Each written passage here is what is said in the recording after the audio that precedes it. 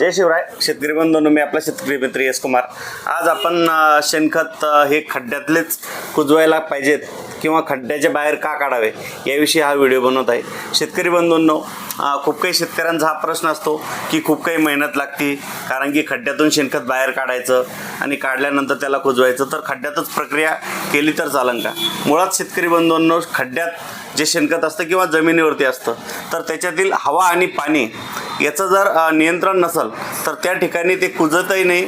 ते जर पाणी जास्त झालं तर त्या खड्ड्यातलं शेणखत सडतं, आणि जर पाण्याचं प्रमाण अतिशय लो झालं आणि त्याच्यामध्ये उष्णतेमुळे शेणखत जर पाणी प्रमाण कमी झालं तर ते सुद्धा कुजत नाही। तर त्यासाठी शेतकरी बंधूंनो, शेणखतावर प्रक्रिया करणं गरजेची याच्यासाठी असते की त्याच्यातील हवा आणि पाणी याचं नियंत्रण ठेवणं खूप काही गरजेचं असतं। जर आपण शेणखत हे खड्ड्यामध्ये कुजवत असेल तर ते कुजणार नाही, कारण की सडल। कारण की आपण जे आपल्या जनावरांचा गोठा असतो तर गोठ्यातील जे काय पाणी असतं तर ते अक्षरशः पूर्ण खड्ड्यामध्ये पाण्याचा आउटलेट काढून देतो। त्यामुळं त्या शेणखताच्या ज्या शेणामध्ये हानिकारक बुरशीची उत्पत्ती होती, आणि शेणामध्ये जर पाणी झालं तर त्या ठिकाणी कुजण्याऐवजी सडायची प्रक्रिया सुरू होती। शेतकरी बंधूंना, आपण बघतोय बायोगॅस जर आपण तयार केला तर 1-2 टोपले जर शेणखत टाकलं तर एका टायमाचं जेवण तयार होतं। एवढ्या प्रमाणात शेणामध्ये हीट असते, म्हणजे त्या शेणामध्ये मिथेन स्वरूपाचा जो गॅस तयार होतो तर त्याच्यापासून आपला स्वयंपाक तयार होतो, म्हणजे एवढी ऊर्जा असते।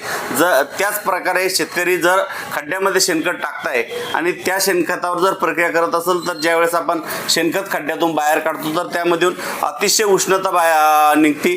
उष्णतेसोबतच त्याच्यातून अतिशय दुर्गंध असा वास येतो। त्यासाठी शेतकरी बंधूंनो, खड्ड्यातील शेणखत कधीच कुजत नाही, कारण की त्या ठिकाणी ऑलरेडी बायोगॅस पण खूप काही प्रमाणात गॅस पकडलेला असतो, त्याच्यामुळे खूप मोठ्या प्रमाणात हीट असते। तर त्याला वरती काढून त्याचा ठिगारा मारून, त्या ठिगारा मारल्यानंतर त्याच्यामधील हीट कमी करून जेणेकरून त्याला 10 दिवस 2-3 वेळेस पाणी मारायचं, जेणेकरून त्याच्यातली हीट बाहेर निघली की हीट बाहेर निघाल्यानंतर आपल्याला त्यावरती प्रक्रिया करायची असते। त्या प्रक्रियासाठी आपण शेतकरी बंधूंनो, शेणखत हे ठिगारा मारूनच त्यावर प्रक्रिया करायला पाहिजेत।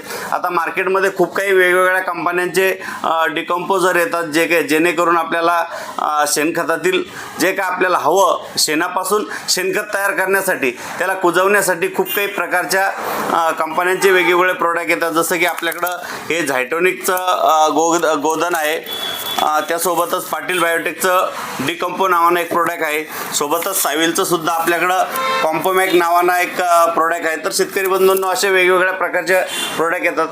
कोणत्याही कंपनीचं प्रोडक्ट घ्या शेतकरी बंधूंनो,